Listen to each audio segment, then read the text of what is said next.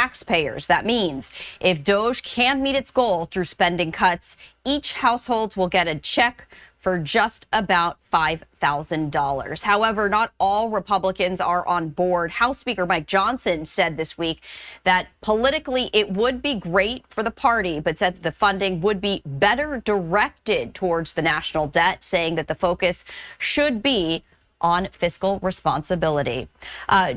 To speak more on this, I'm joined by Jason Brown, who is a finance and stock market expert, as well as a noted author of 5-Year Millionaire. And Jason, I appreciate you taking the time to join us here on Live Now from Fox. Stephanie, thanks for having me. So, no doubt that the stock market took note of what President Trump shared, promising taxpayers about $5,000 each if DOGE can save about $2 trillion. How's the market reacting to this? Well, I think the market in some respects is excited about the fact that if they can cut trillions of dollars off the budgets, that's number one, good news. Number two, if we're going to take some of that money and send it back into the American taxpayer's pocket, there's a couple of positive effects from that. Number one, people can use it to put into their savings. They can use it to spend money on products and services made by American companies, which would equate to about, I think it was $400 billion that would go back into the U.S. economy.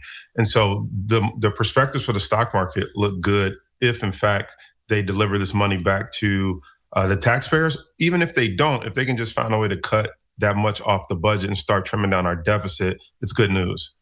So you were mentioning, obviously, the market is reacting well to this promise, and you're also saying that it's good news for the economy. When it comes to individuals, though, who benefits from this the most, or is it just everyone benefits equally? I think everyone can benefit equally if we're, the government is funded by taxpayers' dollars. So our money, we're sending that to them saying, hey, we want these services, we want these goods, we want the government to provide different programs for the communities.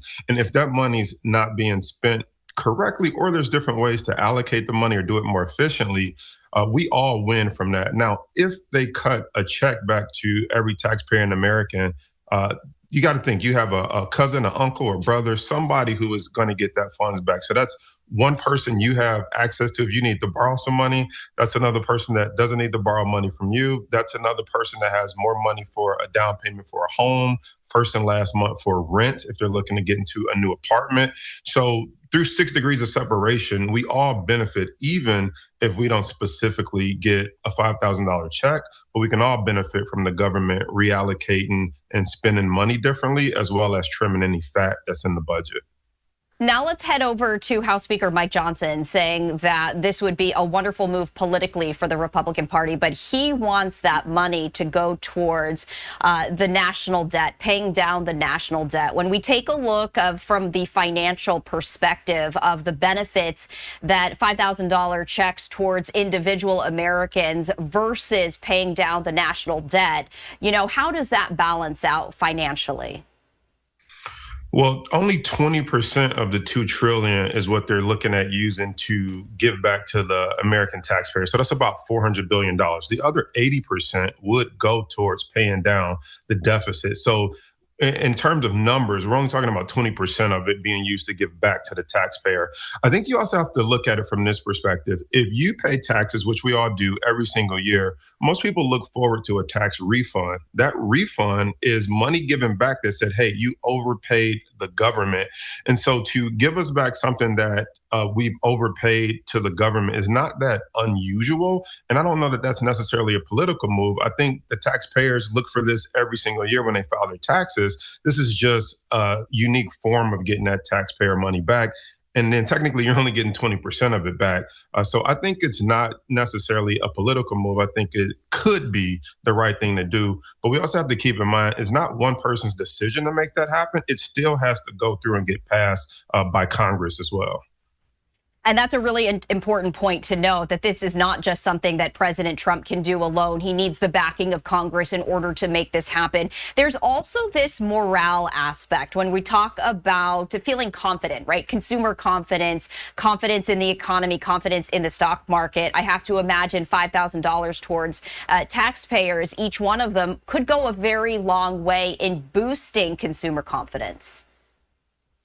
Absolutely. I mean, you got to think about, they say the average household. Now, don't quote me on the study, but they say the average household has less than $1,000 in their savings account.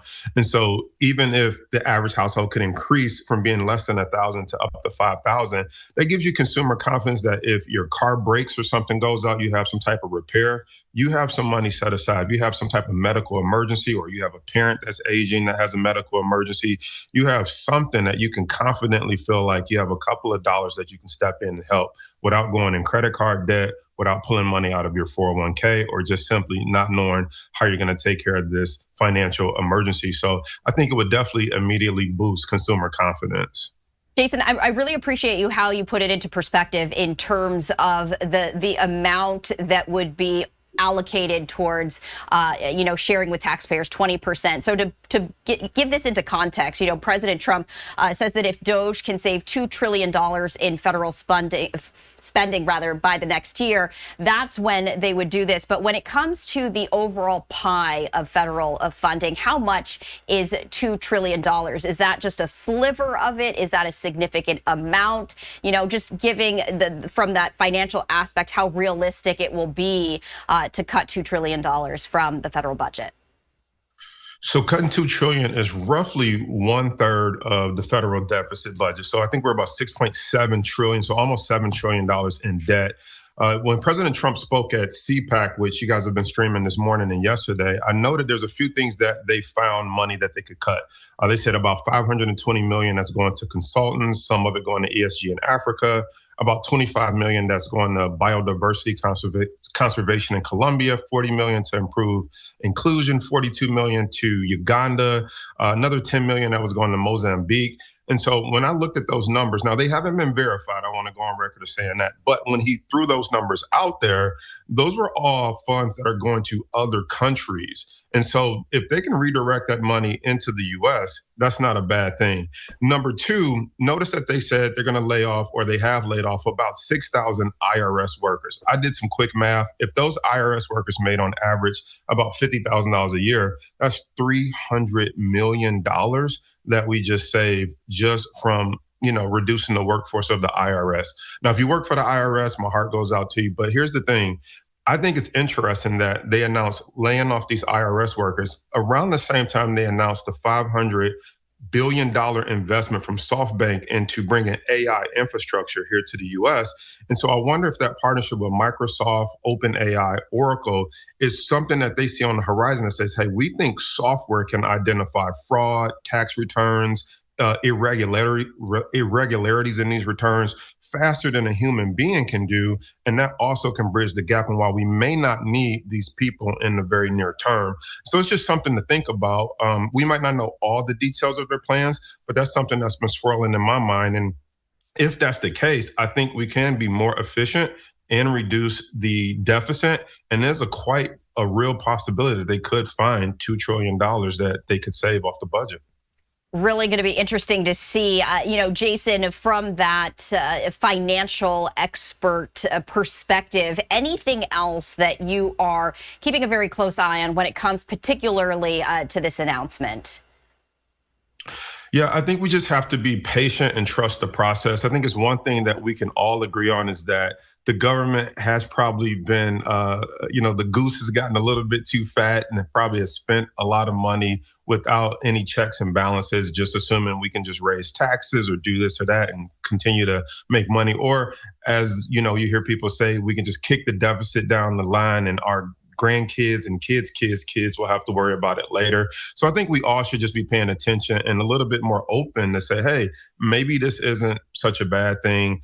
And also know that there will be some casualties. There'll be some programs that we probably love that may get cut. There may be some funding, but I think it's necessary that we take pen to paper, go line by line, and actually see what we're spending money on and see where we can save and get this under control.